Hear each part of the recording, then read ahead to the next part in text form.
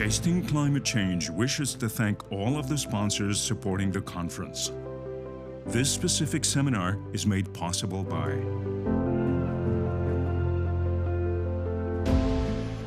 the moderator for this seminar is Michel Bouffard. Michel is the founder of Tasting Climate Change, an author, a wine educator, and a journalist. She recently co-wrote a book called Quel vin pour demain, which was published last September by Duno. The book explores solutions for the wine industry to adapt and mitigate climate change.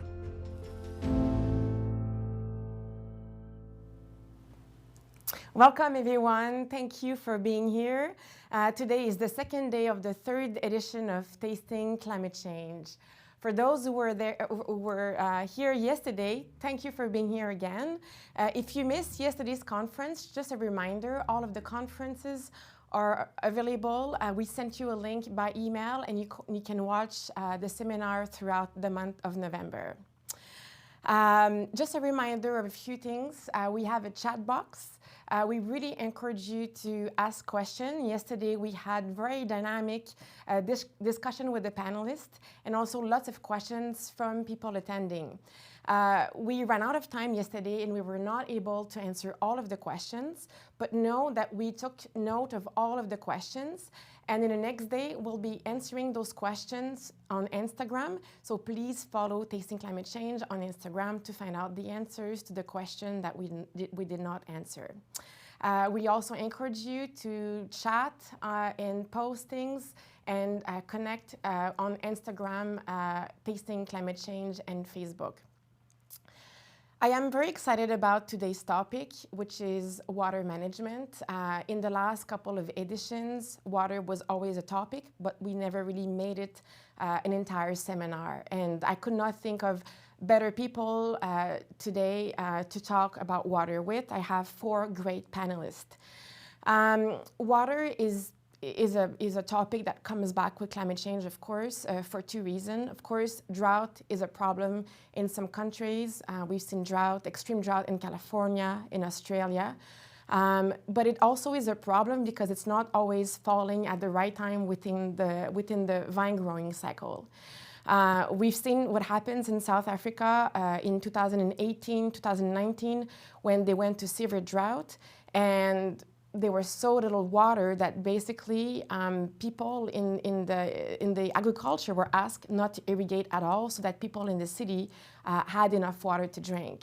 Many people think that the next war will be about water. So the question is irrigation sustainable? If it is, what can we do in the vineyard and the winery to preserve water and minimize the water we're using?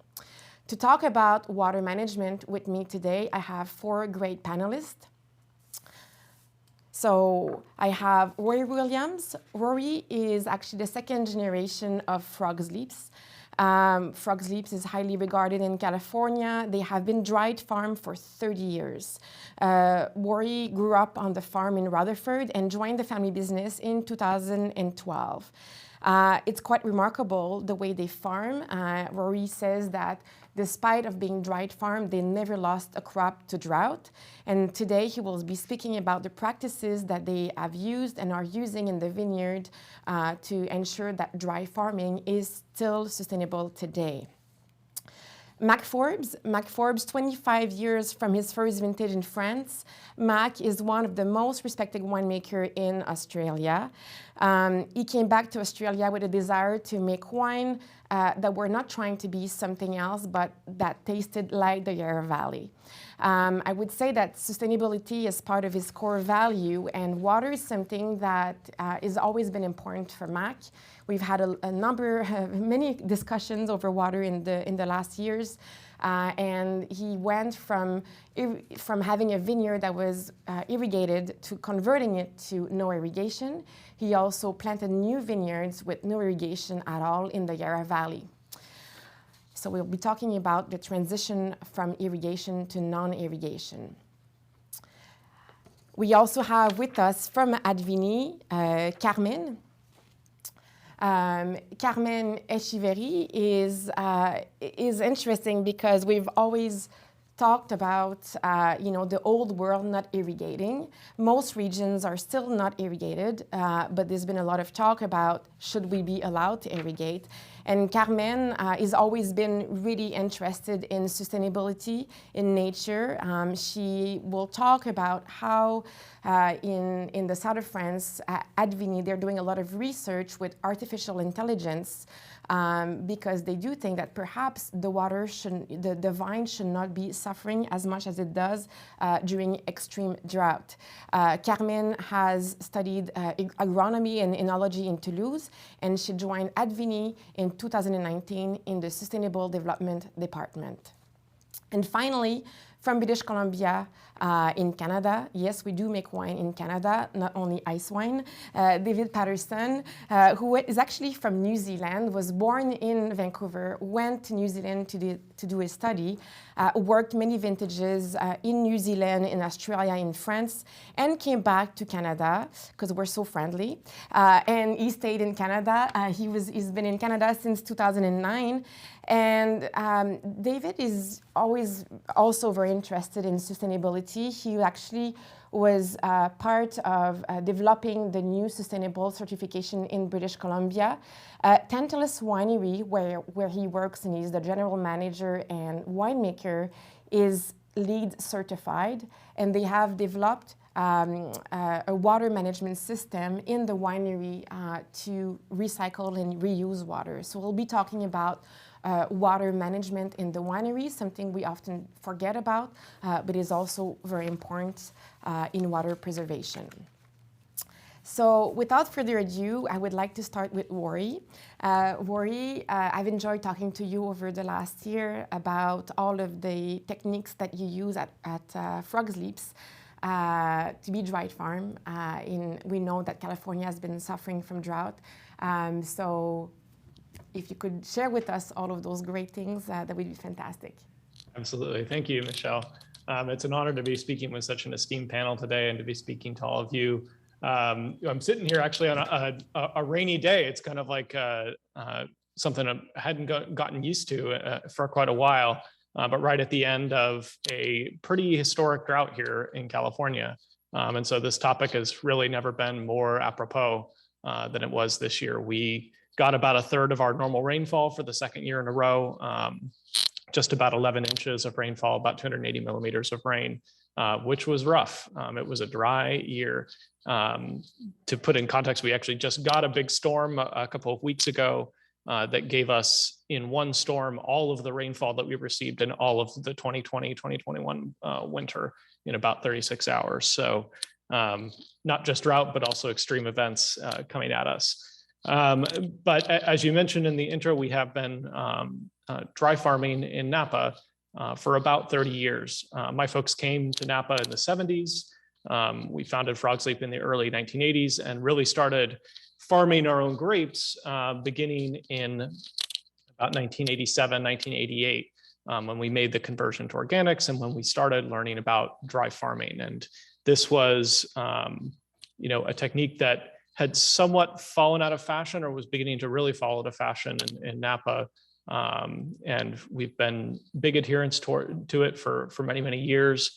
And hopefully get to explain just a little bit of what it's about, because I think that there's occasionally, there's an analogy to be drawn with organics in a way where there's occasionally a negative way of talking about dry farming, where it's simply not irrigating. That's all you do. You just go out into the field and you turn off the spigot and you don't give the vines any water, and bam, you've got a dry farm vineyard, which, is sort of definitionally true until your vines die. Then you don't have a vineyard at all, so you can't have a dry farm vineyard if they're not alive. And so I wanted to talk just a little bit about dry farming being this, what I live and experience every day as a vineyard manager here.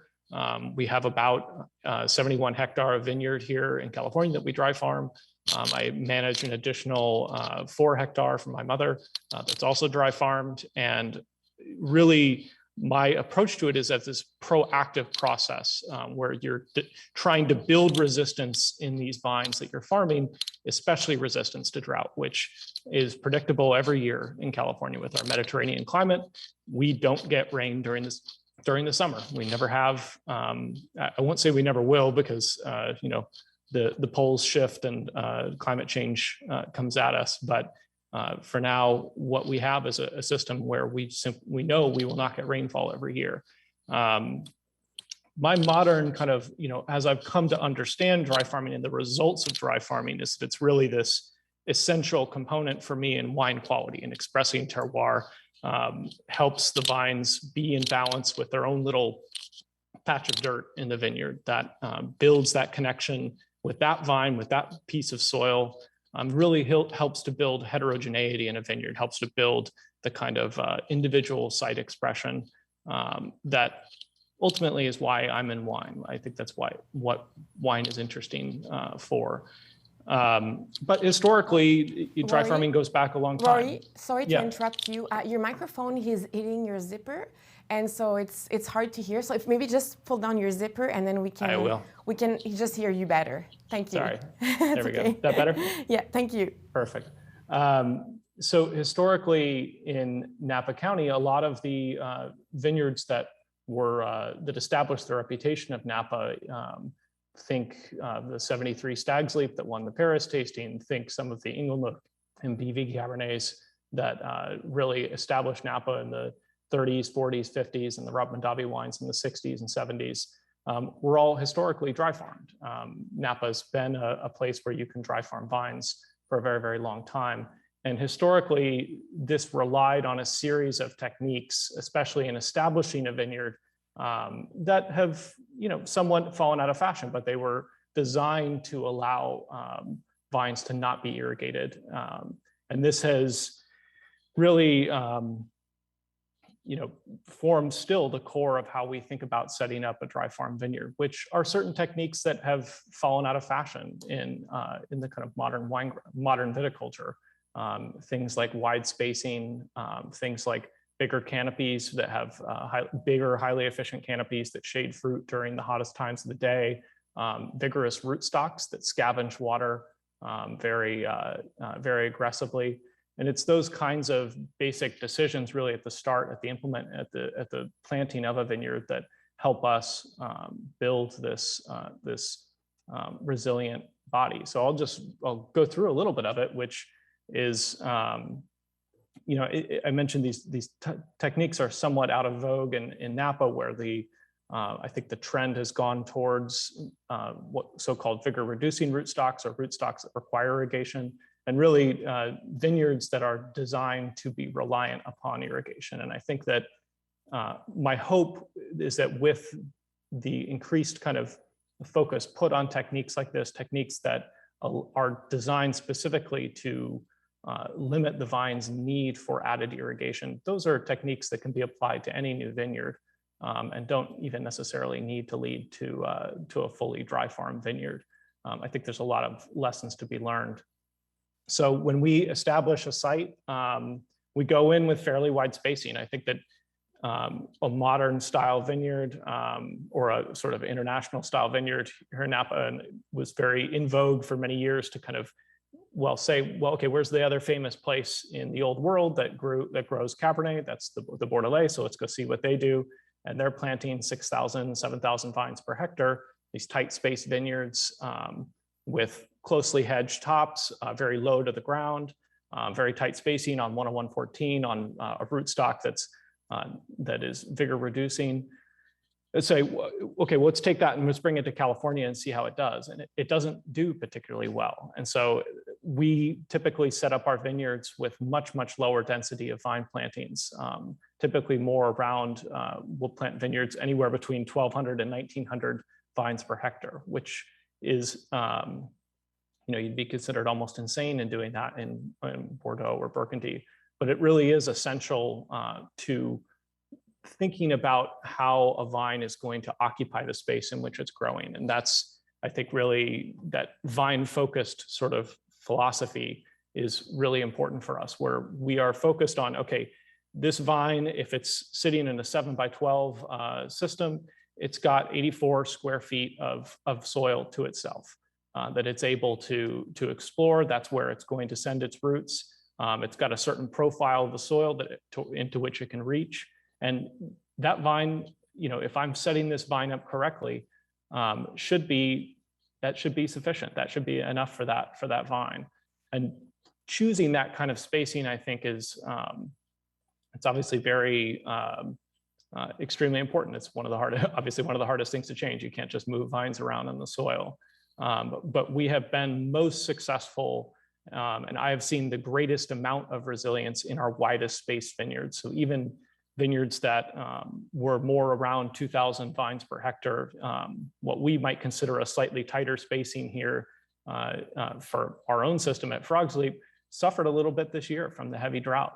You could tell that they were actually competing with their neighbors, even though they're 3 or 4 times further away from one another. That in a normal year and a normal rainfall here in Napa, they're not competing with one another. So it's been interesting to me to see that the vines often that are the oldest that we deal with, the vines that are 40 or 50 years old, have the widest spacings, kind of grew up in the oldest school of thought here in Napa. And those are the ones that honestly took one look at the drought this year and kind of spat on it and never really responded negatively to the intense drought that we had.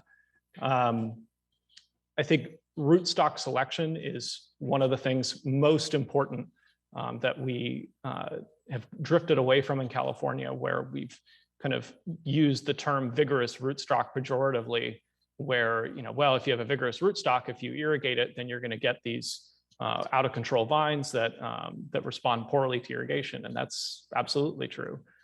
So don't irrigate them. It's it's not quite that simple, but I think vigorous rootstocks that aggressively scavenge all the nutrients and water that they need is a huge part of how we establish a vineyard.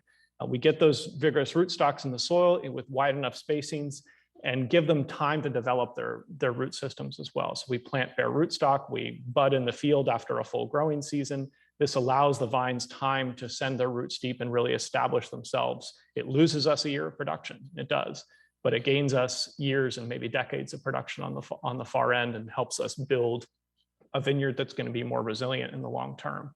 And I think that's a bargain we're willing to make. We're willing to lose a little bit on the front end in order to build a vineyard that's going to last for 50 or 60 years, no problem. I think that once the vines are up and growing, I think that there are all sorts of techniques that we're still working on in terms of maintaining these vines during the year. We plant cover crops over the winter. We just barely got our cover crop in the ground right before these rains hit, and they're already growing. They're already 3 or 4 inches high, showing the thirst that the soil has for this water. And we try to make the best use of that, of really kind of our second growing season here in Napa over the winter, when these cover crops can grow big and tall, absorb all this water, prevent erosion, prevent runoff. And when the time comes in the spring and we're able to terminate them and get them back into the soil, that is what builds the soil water holding capacity that the vines then rely upon for the rest of the year. Definitely a hot topic in terms of how you manage that floor cover during the year, but that's maybe something for Q&A and for talking about later. I think that these kinds of techniques, the proper rootstock selection, the proper site prep, moving back to, moving forwards by looking sort of back at what works, what worked in the past, and adapting that to our modern understanding of viticulture, I think is fruitful ground for exploration. And one that I have conversations with people even who are running, a tightly spaced modern irrigated vineyard here in Napa. Even that kind of group is looking towards, wait a second, this vineyard didn't respond well, or required a massive amount of inputs during this drought year. And yeah, what happens if there is no water to be pumped out and distributed to my vines? It's a case I've seen not in Napa, but in another appellation north of us called Mendocino, where there were some older vines that had been weaned onto irrigation. One day, one summer in 2015, the water was cut off. The city that was providing the water cut off the water. The fruit was actually fantastic that year, but those vines weren't going to last for more than another couple of years without that added irrigation. So I think that there is a danger to just saying, well, I can afford the water. I've got a big enough pond right now. What's the problem? I think that in our conversations, and really drought helps to hyper focus everybody's attention, obviously, upon these kinds of topics. But for us, it's incredibly important going forward to help understand how can we just reduce the reliance upon added irrigation. And this, to me, is analogous to things like organics, which we won't get into but too much, but the idea that there are discrete techniques that you can use to build resilience, build resistance to climate change, to these extreme events. And maybe you've got the right site and that gets you all the way to dry farming. Maybe you've got the right site and that gets you all the way to organics. Maybe it doesn't, but you've still moved a lot of the way there. And I think that it's really important to focus the conversation around, what can we do to build resilience? I think, and I know I've only got a couple seconds left here, but I think this will also help us make better wines, which as a winemaker, I'm very focused on. I think that when you get sites that are in tune with, you get vines that are in balance with the amount of water that they have available naturally, you have a vine that's expressing the water component of whatever terroir makes up that site. I don't like to think about those kinds of things in such materialistic terms, but you do have to make decisions day to day on how to make the wine. And I think I know it's a key component in our toolbox for making wines that we love and will feel like they taste like home. Thanks, Rory. I have a question for you. You were talking about in the 70s, all of those famous wines were made with non-irrigated vineyards. And now we're seeing drought being a problem in California and, more and more every year. Are you finding like a new desire to maybe go back to dry farming? Are you seeing a wave going back the other way or not really? I mean, I don't think it's not quite as easy, I think, as everybody just sort of lucky, waking up one day and I'll decide to dry farm now. But yes, we're getting pinged left and right about questions about, okay, well, how did your vines not die this year? Basically, we're in the year 2 we've never had a stretch of drought. We've never had a 2-year stretch of drought ever in recorded Napa history, at least, like we did these past 2 years, and our vines are fine. How did that happen? Do we want another year of drought? No, of course we don't. But those questions keep coming, and I think that there is a desire to move away from irrigation for the sake of irrigation, or irrigation for the sake of ease and for the sake of easily exploiting marginal sites, because I think that you get predictably marginal results from some of those situations that are relying upon high input style farming. I don't think that's what, I think people are looking to adapt to their site, even if that site means I need to accept the fact that I'm going to make a little bit less wine, but I'm going to make much better wine. I think that's a positive move forward. Not every site is going to always give you 80 hectoliters per hectare on the dot, and then not every wine should taste the same. So I'm hopeful that that's a positive move forward. Thank you. We'll come back to that. We'll have definitely more discussion about the sustainability of irrigation. But that's a great segue from Mac Forbes. Mac, it's an interesting story. You're in the Yarra Valley, and usually when you find the dried farm sites in Australia, there's not that many, and when they are, usually it's more the old vines sites. But you're in the Yarra Valley, and you've made that decision to go from having a vineyard that was irrigated to non-irrigated vineyards, and also you're planting new vineyards without irrigation, which is very brave. So tell us what made you want to do that and why so courageous. Thank you. Thank you very much for having me. I think after hearing what Rory said, I can see why you've potentially chosen us to be here. Whether it's brave or stupidity, I think time will tell. But it is reassuring hearing what Rory just said. So yes, I'm currently sitting in the winery in the Yarra Valley, which is about 1 hour east of Melbourne. So right in the sort of bottom southeastern end of this large continent. The Yarra Valley is a remarkable place. Yarra, or Woiwurrung, which is the Indigenous name for the Yarra, really is a big river. Well, it's big by our standards, that flows all the way through to Melbourne. And I think it's interesting hearing what Rory said. Resilience was a word that you referenced a lot. I think adaptation is a word that really is our catch cry in a big way here. And I referenced the Indigenous community here because I think I was talking and listening to them recently talk about how in 60,000 years they've lived through 3 climate change events. And I think it's a really powerful idea that what we're experiencing now, and I guess, you know, this is more than just talking about a vineyard, but that we as people and our environment, we've got the capacity to adapt. And so, you know, a lot of their conversation has referenced how parts of Europe through climate change historically led to wars, and how that didn't happen here because rather than seeking greater land or greater access to water or whatever the challenge might have been, they just worked to adapt.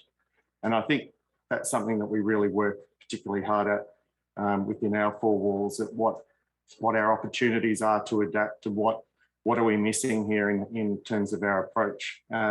So there's, I guess for me, there's 2 key ways to look at it, and we look a lot at sustainability within the winery, water use within the winery, sustainability within the vineyard. But I think some of these conversations that we're increasingly having with the you know, in particular with the Indigenous community here, really leads us to look at probably outside the vineyard as well. So the responsibility to our water catchment here, the Yarra River right now is about 16% down year on year in terms of its own catchment of water, just due to agriculture and other demands, changing environment around the catchment areas. So I think it's a really interesting challenge for us to be responsible to the land, and how, when we talk about biodiversity, when we talk about native, you know, I guess native species, crops, how we integrate that into what we're doing. My background was that I was born in the Yarra, and the Yarra does have a long history. Back in the 1880s, we had Cabernet planted that led through to the 1930s. The industry dried up a little bit there for a few years, excuse the pun. And then in the 60s, 70s, we started planting Cabernet again. And actually there was, you know, from a Napa conversation, there were a lot of very strong relationships between families, both here and over there. And I think you look at some of the old dry farm vineyards from the 60s and 70s that are still really strong today. That's been a huge inspiration. And you're looking at these fantastic old claret, you know, clarets that were being made that are still drinking really well today at 12% alcohol. And, you know, I think what you raised, Rory, a number of really key points are relevant to us here as well, in terms of just the changing sort of mindset, and the role of water is just one part of that. But I think we also have phylloxera now in the Yarra Valley, which is a really interesting opportunity for us to reassess what we're doing as we pull out vineyards or vineyards are dying off. And a really key point that I've been amazed to observe are these old vineyards that have been heavily irrigated, or not even heavily, just irrigated, and they're being pulled out with really shallow root systems. And I find that really alarming, because we talk about the value of old vines, but I think to see the influence potentially of farming practice, it might be site, it could be vine material, but consistently spread out across the Yarra, old vineyards being pulled out. It's not often you're going to have a chapter where you get to review what old vines are looking like consistently by way of pulling them out of the ground. And so that really very strong feedback, I guess, has made us really reconsider what we're doing. So yes, as Michelle introduced, we in about 2015 made the decision to convert, or to start the process of taking our irrigated vineyards and take them to dry farmed, and then in the case of new plantings, to not introduce water at all, which has been a real struggle. And I think the thing that keeps coming back to me is the struggle is a human struggle more than a vine struggle. That our own impulse to intervene and to try to help, and it's all coming from a really good place, but we're trying to help the plant, and maybe we're getting ahead of ourselves. And so this idea of adaptation is one that we keep coming back to. And to take an irrigated vineyard and to help it get to a place where it's resilient enough, to use your word, Rory, it's that resilience is really key. But I think it's also about us having faith in the plant and nature to be able to find its way. So allowing space is a really important thing, and to deal with your own fears is another one. I think in the first few years, watching the different timings of vegetative growth was quite challenging. You're looking at irrigated vineyards next to dry farmed. And as our plants were, I guess, adapting to their new conditions, just watching the timing of growth being later and the ability for the plant to regulate itself differently was a real shock. So there's a huge amount of content there that we keep wading through. And I think it's, you raised a lot of points that I was going to go into, Rory, so I'm just trying to summarise that. But I think it's from the point of view of working with the water that's available. And I guess I'm not saying all irrigation is bad, and I'm not saying we'll never irrigate. And we're looking at some trials where subsurface irrigation is we're looking at the value and where that might have a place. I guess we're also looking, obviously, all the different vineyard practices. Density is a really interesting one for us, because a bit like what you're seeing, there's a fascination with 12,000 vines per hectare all of a sudden. So from 2,700 vines per hectare to 12 or 15 or even 18,000 vines per hectare are being trialled in some areas. I guess the question is why? And when you talk about water, where does that sit? And I think you're changing the microclimate so drastically in that situation. I think right now it's really on trend, and I do wonder where these 2,700 vines per hectare density will end up being for us. But I do think increased shade, potentially increased humidity is a positive that may come out of this. The load per vine may be less, and therefore it might have a place. So we are also trialling some much higher density plantings as well. But I guess from what we're observing is that we can absolutely farm without irrigation as it stands right now. I say that with rain pouring down outside, and we've had about 1,200 mil this year, well above our average, about 500 mil above what our average is over the last 40 years. And we have had some very tough dry years as well. What else? I guess one of the things that led us also to looking at what we're expressing within the Yarra Valley. And I think our reference point of European practices, European wines, even the language is a really powerful influence on us trying to find our identity. And I think it often really holds us back.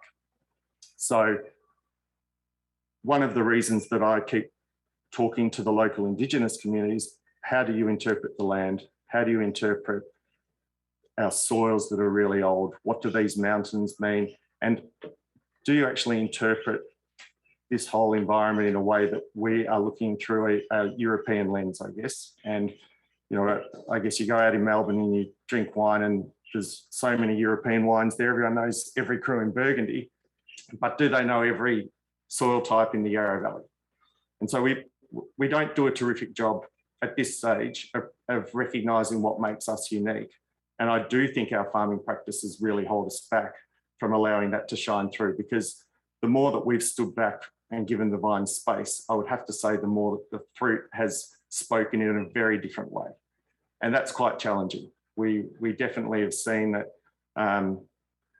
I guess, you can farm a vineyard so that fruit promotes a certain style.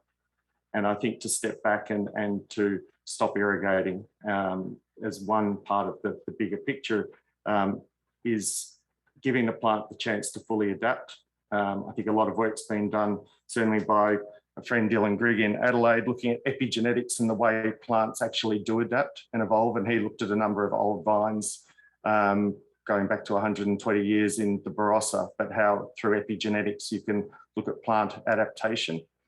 And even in those early years, by irrigating, that can change a way a plant does express itself. And so initially, I guess, we started to look at our water usage from the perspective of how we're disrupting a plant's ability to express itself in the most pure form.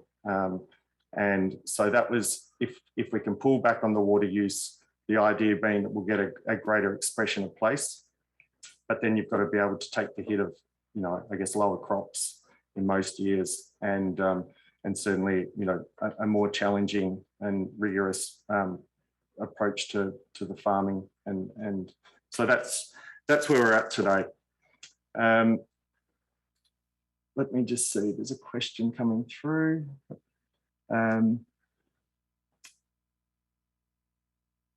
Okay. I guess the question there is about how to transition successfully. And I'd say it's a fairly small sample size, but we have gone through a couple of very dry years. What I was very conscious of in terms of either transition or establishing was referencing the old plantings from the 60s and 70s, and that time was a really key factor.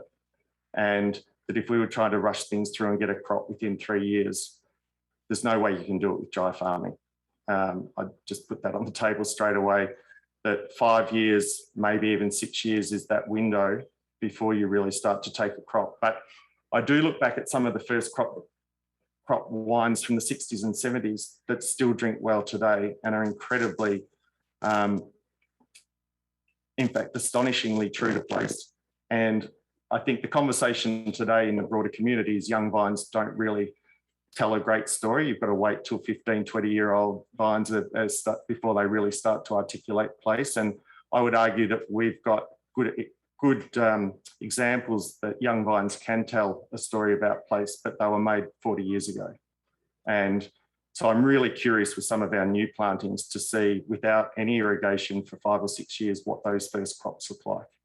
And in terms of the transition, I think that's just a really, depending on the season that you're, or maybe 5 or 6 years of, continuous seasons, depending on those seasons will affect how tough that transition is. But it's kind of like asking the vine to go cold turkey, and you're taking away its drug. It's got to try to find a new way of living, and you can do it gently or you can be really abrupt. But either way, it's a fairly tough process to work through. I'd prefer to start a vineyard without irrigation than to take it through a transition to dry farming.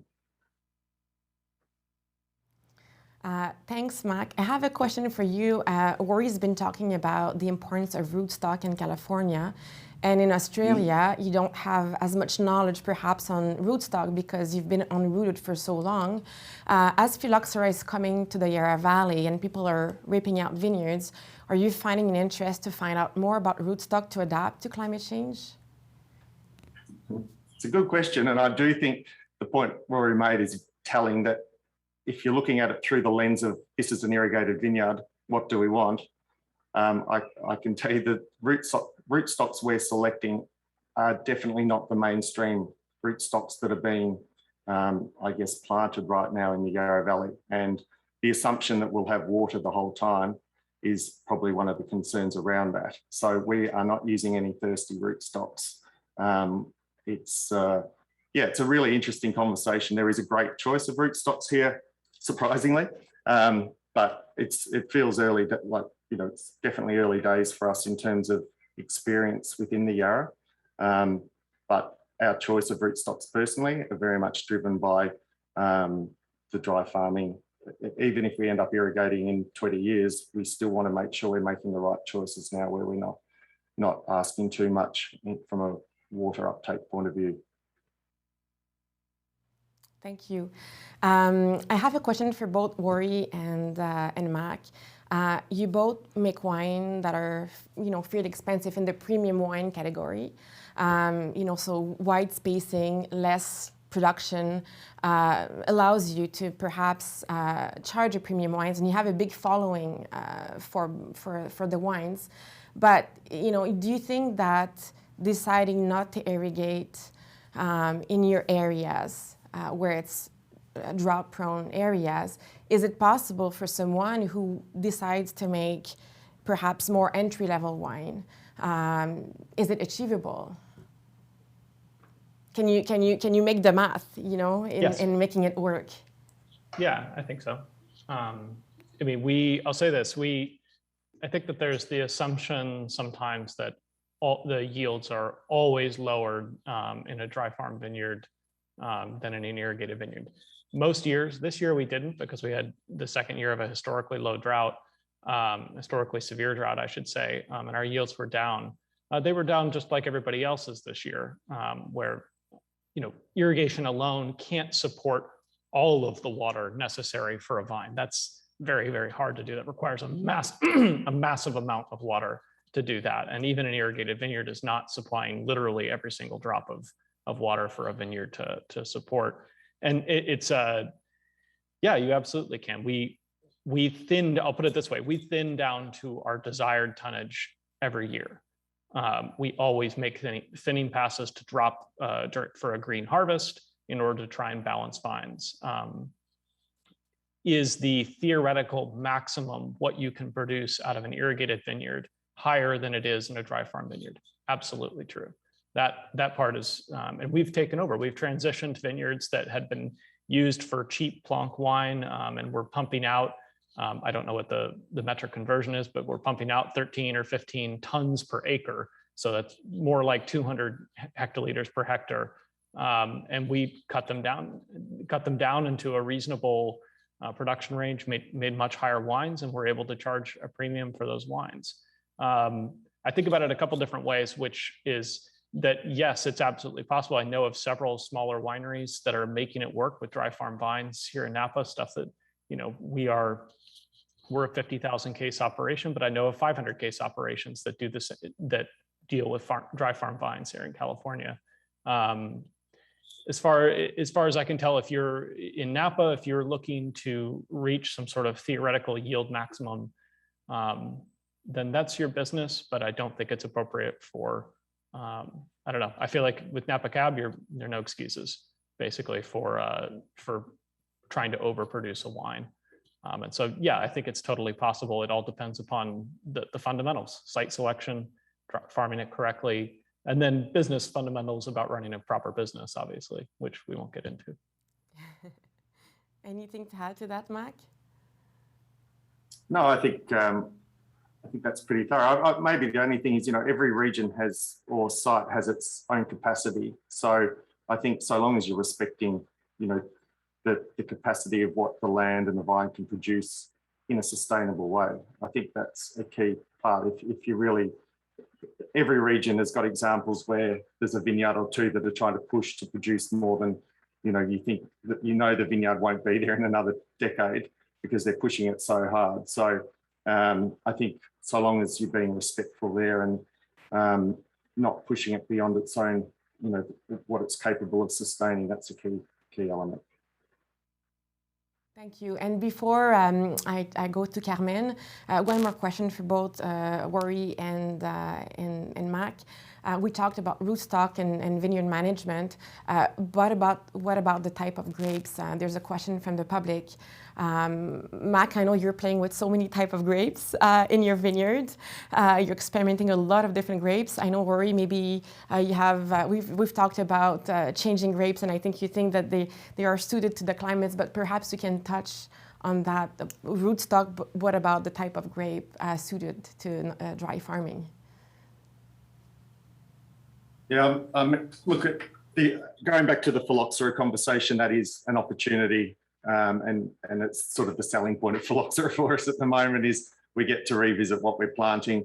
So for what is considered a cool climate region of Cabernet, Pinot and Chardonnay, but very French focused varieties in the past, all of a sudden we're looking at, Nebbiolo, Grenache, Mencia, all these other varieties that we've never looked at previously.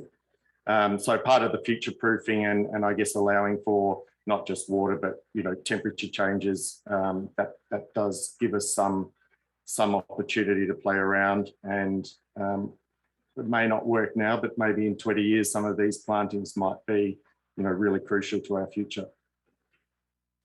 Yeah, I mean, I think before this year, I would have answered, hey, I think it is more about how you farm them and the rootstocks you use. I don't think beforehand, I wouldn't have thought that the grape variety would have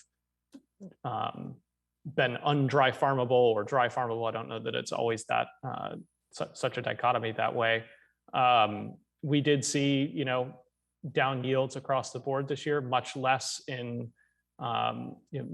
down were varieties like Zinfandel, which are historic varieties here in California that big berries and seem to just kind of roll with the heaviest of droughts much better than small berried varieties like Cabernet Sauvignon and Merlot especially suffered heavily in the drought.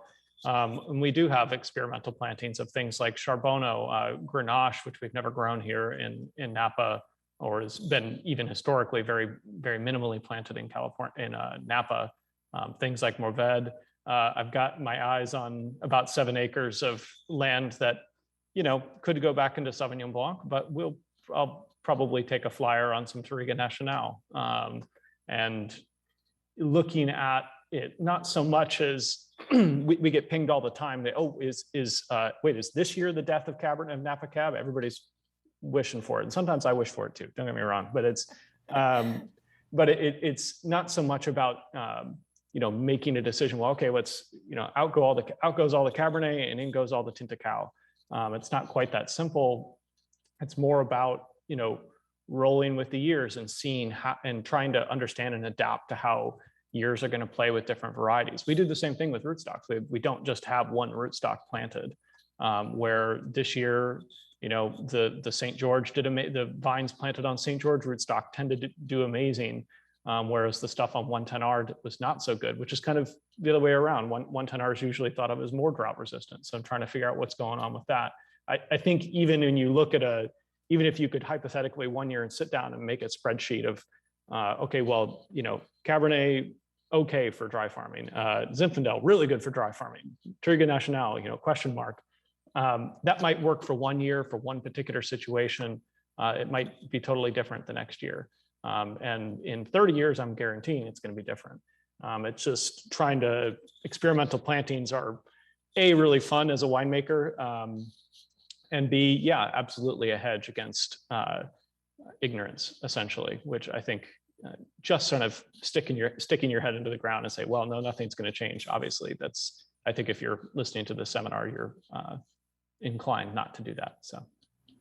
And one last question, because it's pertinent to dry farming. There's a winemaker listening, Séverine Painte from Le Vieux-Pin, British Columbia, and she's asking a question to Mac and Rory, which is, when you're establishing a dry farming vineyard, do you establish the vines at lower to the ground? And which height? Does it matter, the height that you're planting the vine for dry farming? You want to take that, Rory? Sure. Yeah. I mean, we do not plant close to the ground with our modern system. Our vines are my hip height, so I'm about 6 feet tall. So they're not what would be considered a low trained vineyard. So they'd be nothing like what you'd see in Bordeaux or in Burgundy. Certainly nothing like you would see, the old Liston Negro vines on the Canary Islands or something like that, which are truly bush vines growing in little depressions of the soil. That's not true of all dry farm vines in California. A lot of them were planted very close to the ground, often never staked. So you still see vines that are kind of these, not in Napa so much, but slightly south of us. There are vines that are 120, 130 years old that are very low trained. I think more out of a lack of desire to pay for stakes than it was for a sophisticated viticultural reason. We plant further away from the ground here more as it's not so much thinking about it in terms of dry farming, but in terms of ripeness. Ripeness is my enemy when it comes to farming here. We get ripeness too easily. And so my job is to try to preserve natural acidity, preserve some of those delicate aromas that are easily destroyed if you have a vine that just went through a 37 centigrade day is now getting the irradiated heat over the night from the ground that's very close to it. That's not a recipe for fresh wines, and it's not necessary for us to achieve ripeness. We always get ripe vines. We don't always get vines that are grapes that are balanced with natural acidity and lower sugar levels. So that's it fits more into that category of wine making decision as opposed to being able to dry farm it or not. I've seen which is to say, I've seen dry farm vines that are very tall and dry farm vines that are very short here in California. Thank you. Mac, anything to add to that for the height of planting? Look, are about 40 centimeters off the ground, which is against everybody's view here. But it's almost for the same reasons that we're trying to increase shade. The same challenge that everything's ripening so quickly. How do we preserve acidity and potentially slow things down? With the increased density, we're dropping the cordon. And yes, I guess time will tell whether this totally opposite approach to what Rory said is netting a similar result or something quite different. Thank you so much. I'm going to go to Carmen and we'll come back at the end. There's many more questions coming in. Carmen, this is so interesting, and I kind of made this on purpose because we have two new well producers not irrigating, and now we're going to someone in France who traditionally does not irrigate, but you've been asking yourself a lot of questions to the sustainability of that because some of the vines are suffering. So I know that you've been doing a lot of research with Advini. You have properties a little bit everywhere in France. And elsewhere. So I'm looking forward to hearing you from you about the research that you're finding and your thought about sustainability and non-irrigation in France. Thank you. Well, hello, everybody, and thanks for joining us today. So yeah, I'm in France right now, and I will explain what we have done in Advini on the topic of sustainable water management. Maybe to begin, a few words about Advini. I think we have some pictures to show. It's a French leader of terroir wine, and we create synergy in the entire wine sector. Under the Advini banner, we have Vineyard and Winery. He deploys all the know-how of the winemaking on the finest terroir in France, but also in South Africa. Our vineyards cover around 2,000 hectares with 13 domains, chateaux, and winery. And we all share the same philosophy based on dedication to quality and the wish to safeguard and to promote their terroirs. So basically, Advini took the sustainability turn in 2008. So it's been more than 12 years since my department was created. And we are here to help all of our colleagues to face the big challenges in the wine sector, as we have seen climate change, of course, but also issues like erosion of biodiversity, but also changes in all the societal expectations. Wine grower will have to adapt and to question the practices we have seen with RORY and MAC. It's already in practice. And for us at Advini, the best way to adapt this is to think about the issue in their globality and complexity, and to adopt an holistic approach to look after resilience, as we have said. So we no longer want to talk about fertilization or pesticides use, but rather about how the wine grower must observe and understand his or her vineyard and how it interacts with his ecosystem. From this point of view, the wine grower levels of action consist rather in preserving and developing the fertility of the system or acting on habitats to promote biodiversity, for example. And what is great about this way of thinking is each agronomic levels activated has also positive consequences in other elements of the cycle of wine. For example, by preserving the soil structure and fighting against erosion, we guarantee good nutrition for the wine, but we also play on the soil's capacity to retain water and so fight against the hydric stress. That is just an example to illustrate our way of thinking. To go back to our topic today, we have some way of thinking that the idea that the wine must suffer to produce a quality wine, for us, it's false. And we have seen that. It's counterproductive. We had the opportunity to discuss this with Michel a lot of times. So for us, it's essential to fight against all the deficiency of the vines. This requires a good nutrition, which I have already mentioned, but also when it's necessary, irrigation. Water, when it's brought in reasonable quantity and above all at the right time, can be a great ally to obtain a perfect quality in our wine. So the subject that drives us today, maybe I will start saying how it works in France, how the French system works regarding irrigation in France. By default, the system of protected destination of origin limits or totally prohibits irrigation. It is possible under certain conditions and with a very technical justification process to obtain an authorization when the vintage justifies it. But in any case, irrigation is once again forbidden from mid-August.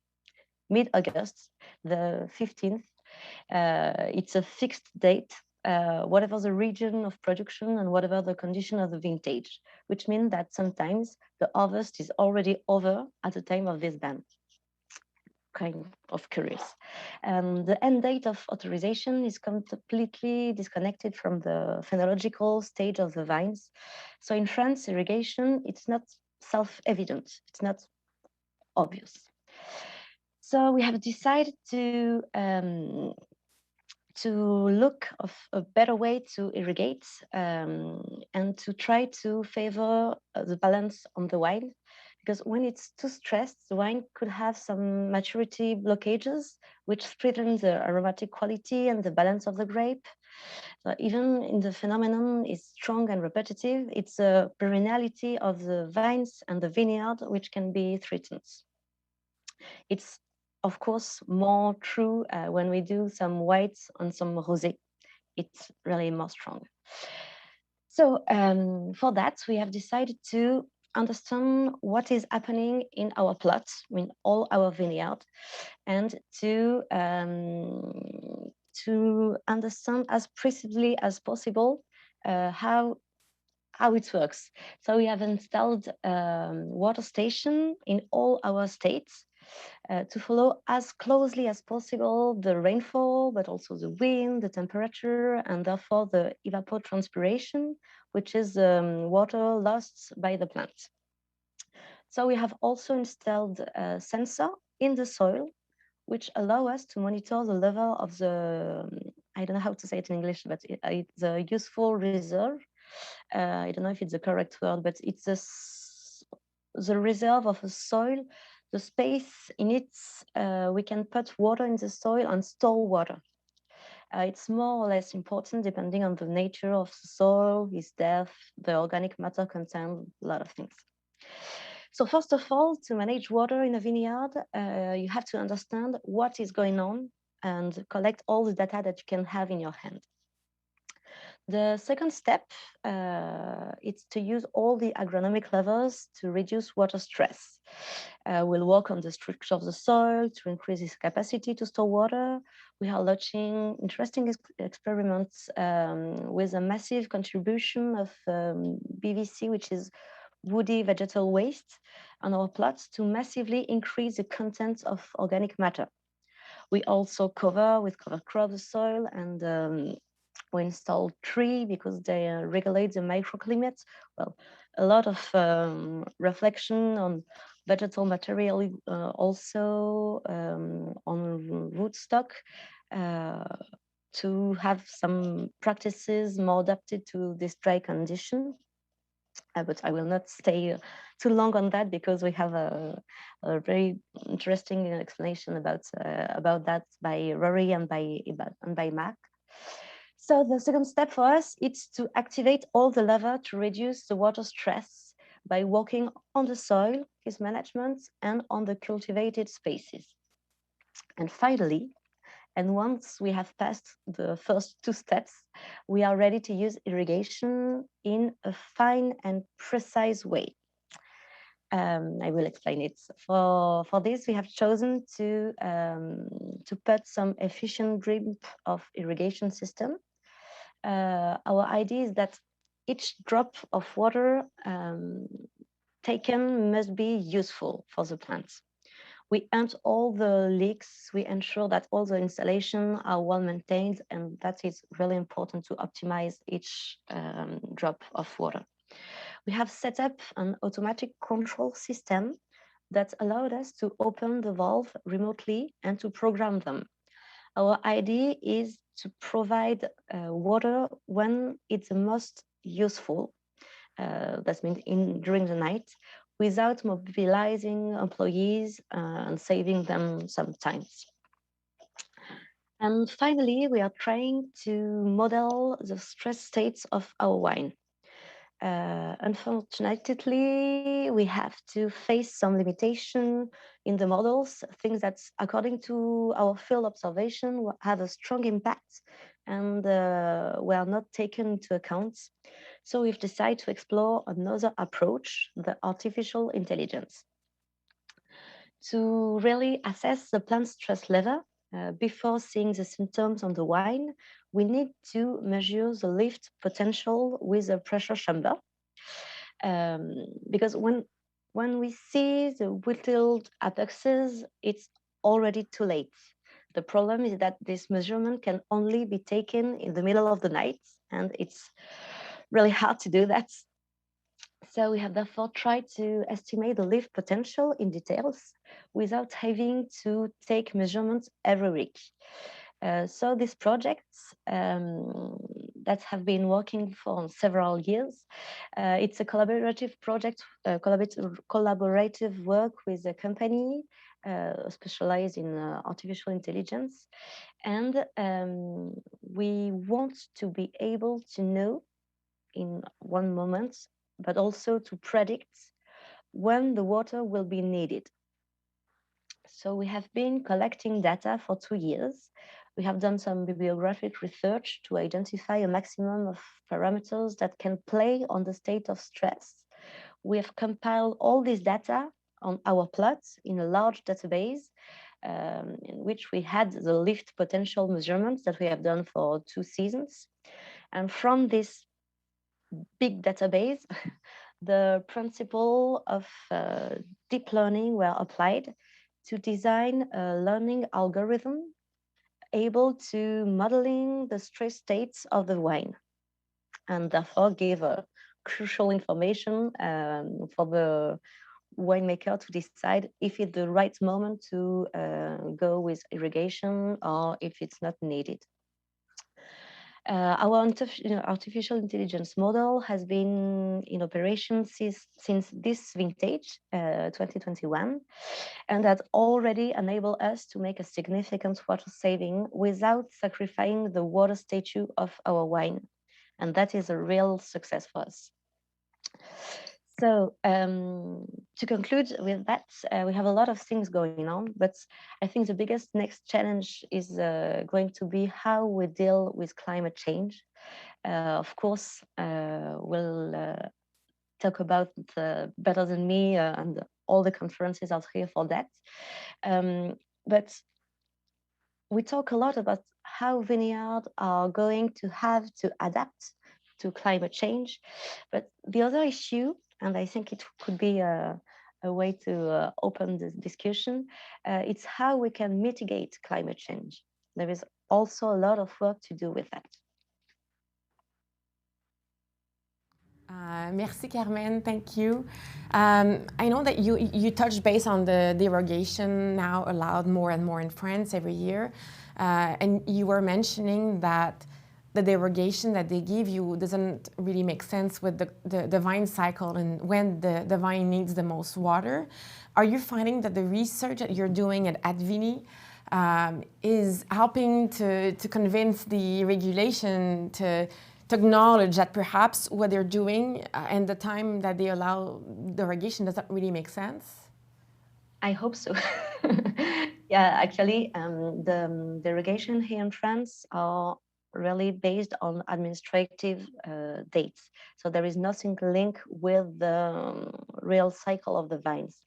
So yeah, we are trying to show, there is a lot of research working on that also, to show that a proper use of water at the right time could have a really significant issue for the quality of wine, and we are not using it to increase extremely the yield. So yeah, each year more, it's easier for us to have this irrigation, and a lot of people are saying that that kind of system, it's not able to work in a changing world, like with to face climate change. Which is very interesting, because last time I was in France, actually, I was there in September. I went to the Rhone Valley, and you're going through the vineyards, and the number of vineyards now set up for irrigation, it's a lot of people now are set up for it. So it's interesting, they're set up for it, but they don't find that the time they're allowed to use it doesn't really make sense. So that's true. Yeah. In the Rhone Valley, there is a lot of water linked with the Rhone, with the river. Yeah. So the disponibility of water is not really an issue, which is not the case in all the region. That's why when you show that the quality of the wine is better and there is no issue about the water disponibility, so it's, yeah, that's why the irrigation system are increasing in these areas. Thank you. Merci, Carmen. We'll come back to you with at the end with the panel discussion. But to end, we'll talk to David Patterson. I'm sure you'll have some things to touch base on, because you're in British Columbia, you are irrigating. I know you're irrigating very carefully, but you've developed a system, you've studied a system, you have put a place in system to really manage water in the winery, which we all often go directly to irrigation when we talk about water, but the amount of water we use in the winery is extremely important and often wasted. And I know you've worked really hard to have a sustainable water management in the winery. So I look forward to hearing from that. Sure. Well, hi everyone. It's wonderful to be on this panel and to talk about this issue, and the idea of water conservation has been something that I started my career working for the Henschke family in Upper Eden in Australia, which they have dry growing vines that when I was working with them were 148 years old on a nice little lens of clay, and sometimes they wouldn't get rain for years and still managed to produce amazing wine. So I really feel what Rory and Mac have been saying about the non-irrigation. Here in British Columbia, I think we face more extremes than pretty much anywhere else in the world. To give you an example, end of February, we were minus 22, minus 23 degrees centigrade. And by the end of June, we had reached 48 degrees centigrade. So that's quite a large temperature range for vines to go through. And we find that we're really at the tip of the Sonoran Desert here. Our annual rainfall is very low. Would be considered semi-arid, and most of that rain usually comes in June, and means that we don't really need to irrigate much until the end of July, early August. Sometimes through flowering, we need a little bit of irrigation, but this year we didn't get any significant rainfall from the start of April all the way through to basically post-harvest. Now we're in a storm system at the moment and we're getting a lot of rain, but it's the wrong time of year for that, where our canopy's dropped and we're getting ready to prune. And we have some really old vines on our property for Canada, 1978 plantings, which have nice deep root systems and were established with some irrigation, but very little. And they happen to be on a lens of very fine particulate soils that have a really good water holding capacity. So we often don't need to irrigate those vines throughout the season. Last year, I think it got 3 12-hour sets throughout the year, so still very, very small amount. And only by overheads in those areas. Not the most efficient use of water when we look at irrigation, but because those vines were established that way, they've got a very broad root system, and they don't have that little the little sort of spike-shaped system of roots that you get when it's just been on drip, and so the plant actually uptakes water far better because of how those roots were established through overhead irrigation. Everything else is on drip. I could do another 12 minutes on Vineyard, but I realize I'm here to talk about winery. So basically, first challenge for us in the winery was water quality. We were getting some pretty bad irrigation water that was fine for irrigation through a drip system. We were clogging drips though. Basically, the water source for us is a large lake with a huge amount of dead pine trees in the bottom of the lake, and there's pine tannin in the water, which is not the greatest to put into a winery. So the first thing, when we built the winery, we were going for LEED certification, leadership in environmental and energy design is what that stands for. And we were BC's first LEED certified winery.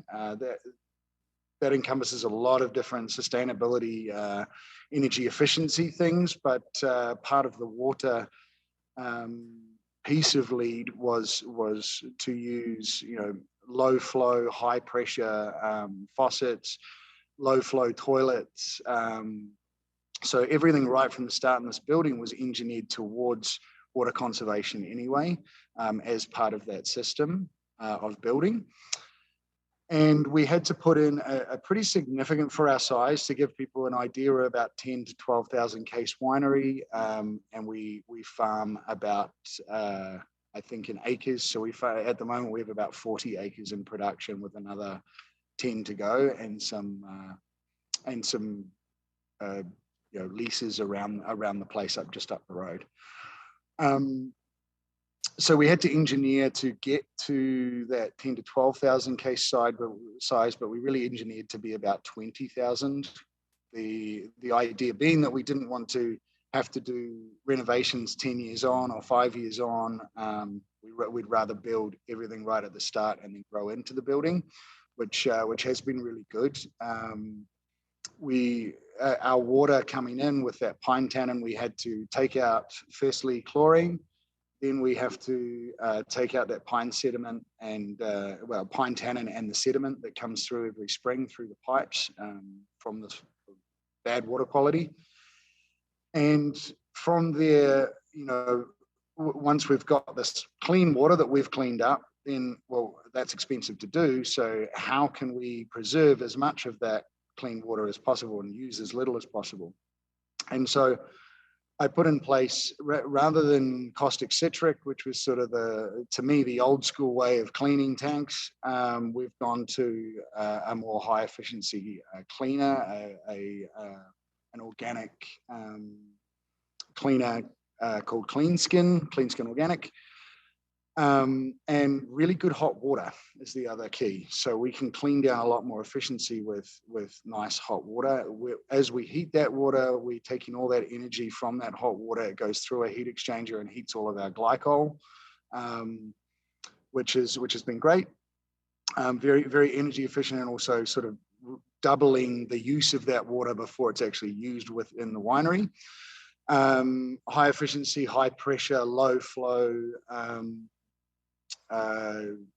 nozzles at every tap for clean down. Clean down is really where we use the most water in a winery. Cleaning down presses and destemmers and things like that do use quite a lot of water. So trying to brush all of them down, get as much of the detritus off as possible before we add water to that system. It takes a little bit longer and therefore a little bit more labor, but we end up using a lot less water doing that. One of the metrics to measure how much water you're using in a winery is liters of water used per case produced. And what we've found the last couple of years, after crazy winters and low production in the vineyards the last couple of years from bud damage in winter, and then this year's heat dome, meaning that the berries didn't really form up to their normal size, so low crops for the last 3 years, our water use per case actually doesn't look that great, because you've still got to clean a press, you've still got to do all these jobs, and instead of processing 2 or 3 times as much grapes in a day through the winery, with that lower production, we're still using a similar amount of water, whether we've done 30 tons that day or 10 tons that day, because you've still got to clean everything down. So although that is a fairly good broad metric to use, how many liters of water you're using through the winery per case of production, in some years it doesn't really tell you the whole picture. One of the things after we've cleaned down, after we've reused cleaner and we've started the winemaking process, well, where does that water go is one of the biggest questions for us.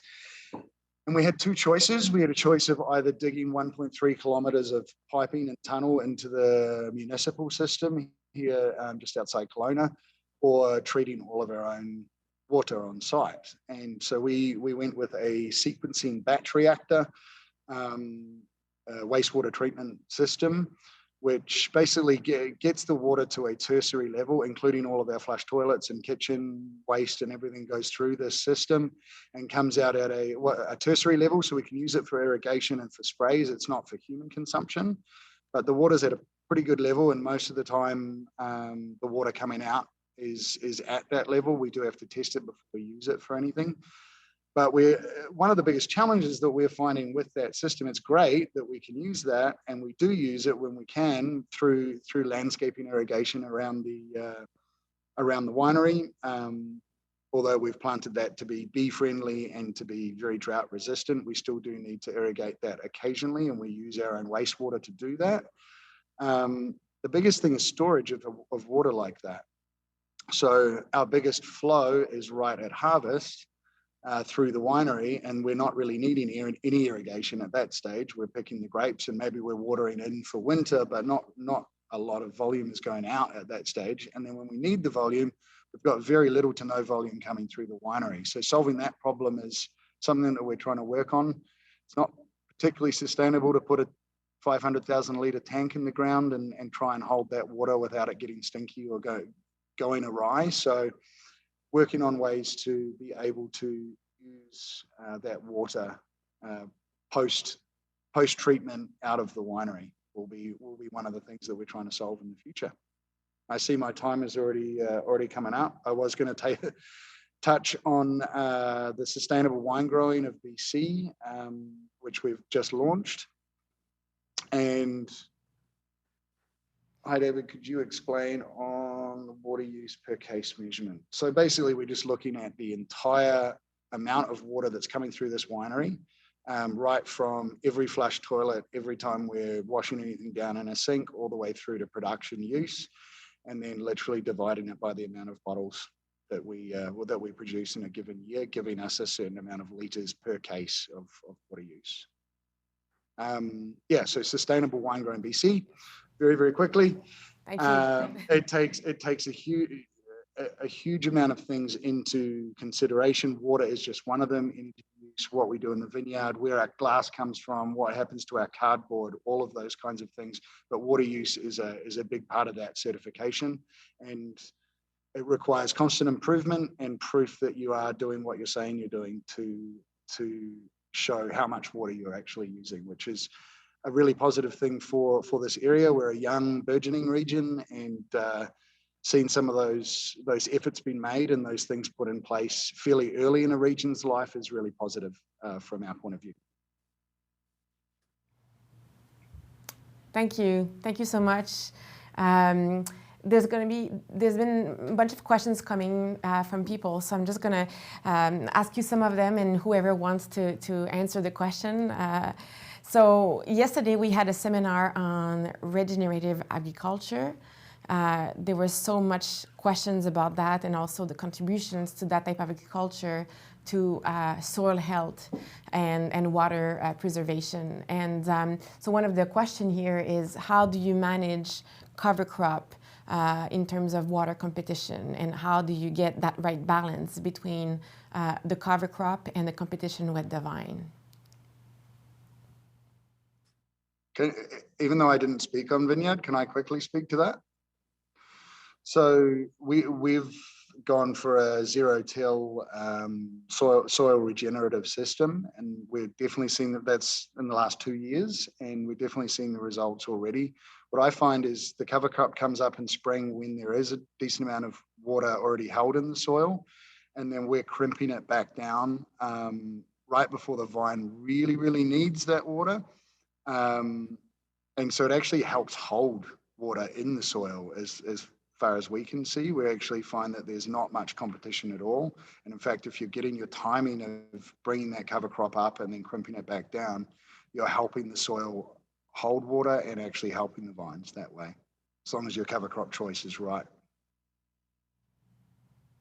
And yeah, I think it's an incredibly, important topic because the science is clear. I mean, the over tillage of soil, there may be some benefits for maintaining, water available to the vine in certain situations, but from a soil structure and soil microflora perspective, it's not ideal. And so for me, no-till dry farming is the holy grail. I'm not there yet. I'll just fully admit that.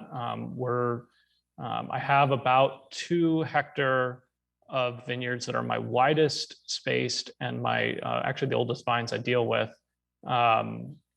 An extremely wide spacing that I do a crimping. They are no-till and they are dry farmed at the same time. And they made it. They made it through this year. This incredibly powerful drought with a crimping technique. I'm not sure if it's the same one, David, that you're referencing, but essentially planting cover crop. Our cover crop grows very, very strong over the winter because we get lots of rainfall, or ideally we get some rainfall. We get a lot more over the winter than we do in the summer. Cover crop grows up. Our kind of traditional way of doing that is to mow that down and then till it back into the soil. What happens, and I think with the crimping is if that goes right, you still terminate cover crop, the cover crop still dies, but it lays on top and forms this kind of mulch on top that helps protect the top layer of soil and crucially allows you to eliminate competition for water during the growing season with the vines at that kind of critical time, which is for us is late March, early April, right as the vines are budding out and starting to need their water. When that goes wrong, when the oats decide that they don't want to die from the crimper, they want to just keep growing, and getting, David, as you referenced, getting the cover crop mix correct is kind of one of my biggest challenges. I mentioned the 2 hectare that did extremely well this year, produced some of their best wines ever. I had another 2 hectare with the same system under a slightly tighter spacing that nearly died on me, and that I had to do kind of an emergency till mid-season in a way that I don't want to do again. And so I'm not quite back to the drawing board, but understanding that I want to not irrigate. I don't want to, with some of these vineyards, some of these older vineyards, I don't have the option. I have to install a brand new system. We don't have an irrigation pond available for some of these. So the water just isn't there to begin with.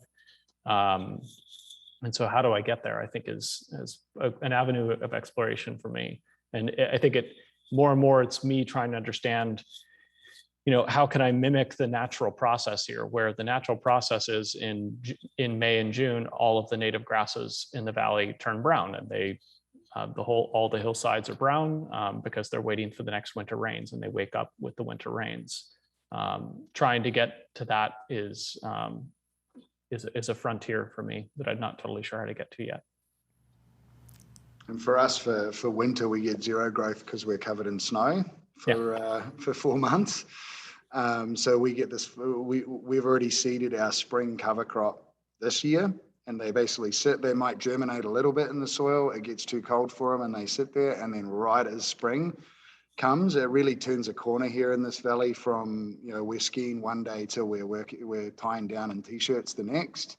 And as soon as that warmth comes, then that flush comes up, and then we're, as you said, crimping it down. So it's breaking the stalk of every plant right over at the soil level, and then it forms that thatch, which helps with water retention.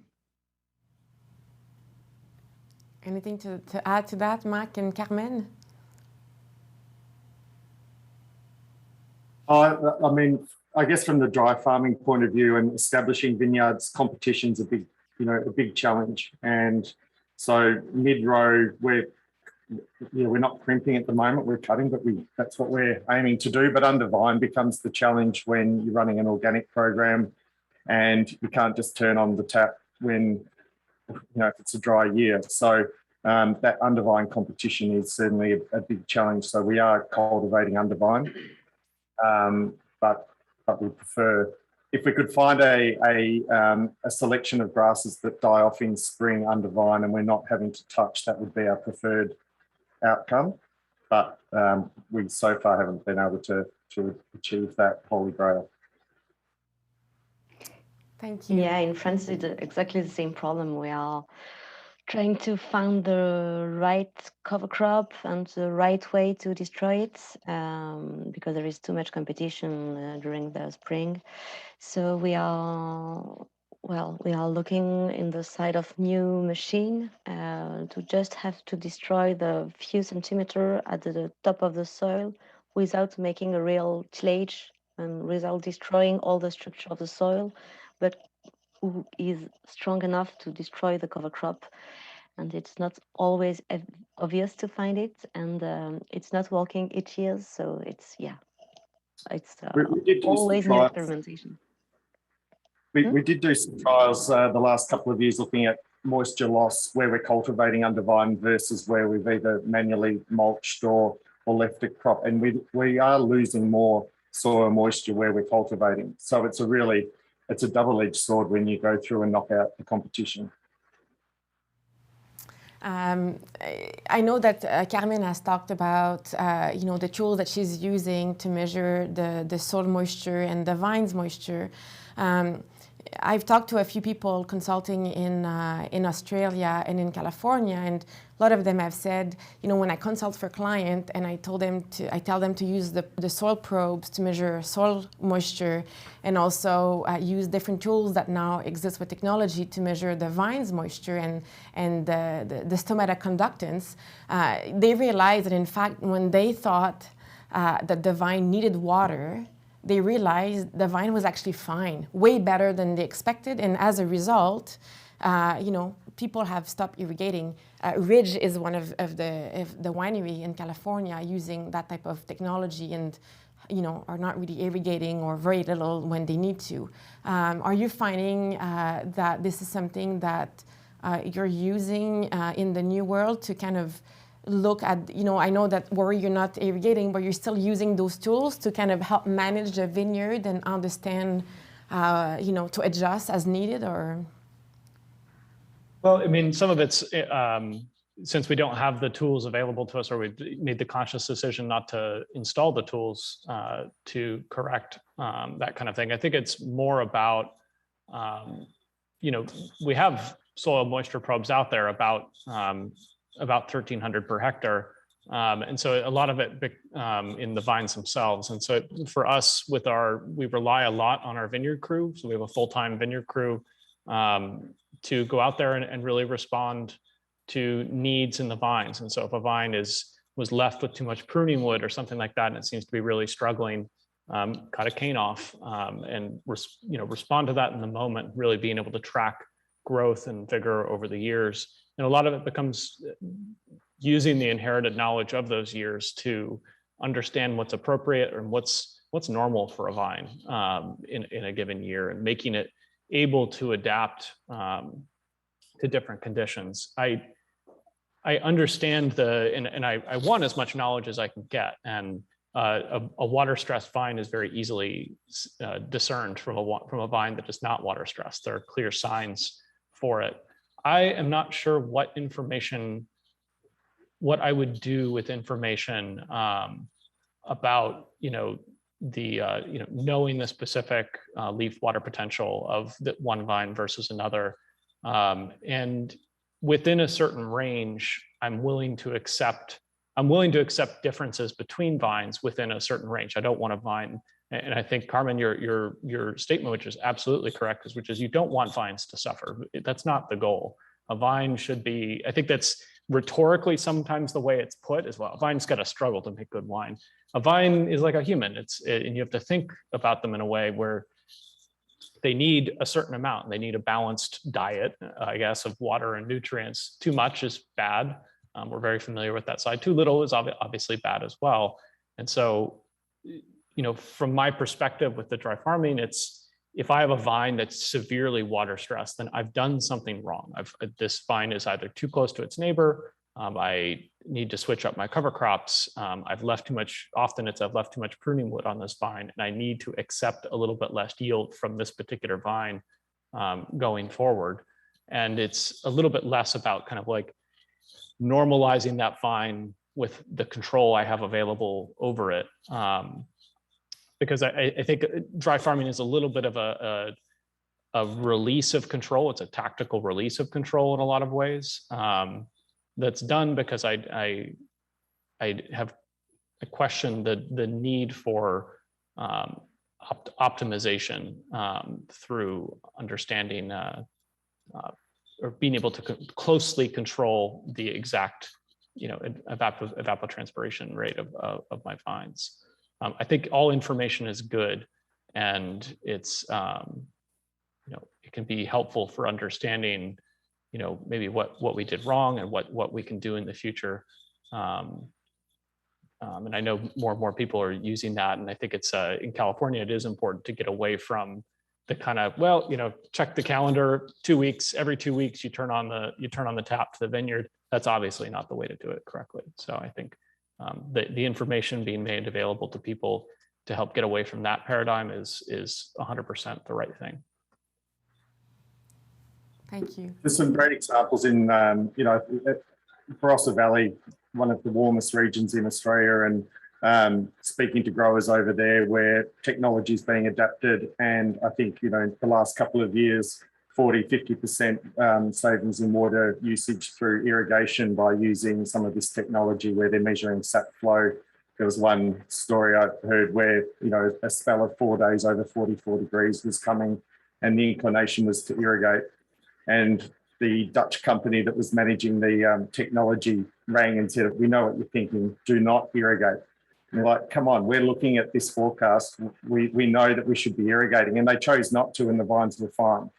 And they trusted the data that was coming from the plant rather than just looking at the forecast and the soil moisture probes that the plant itself was, giving the feedback that it was okay. And they got through it without irrigating.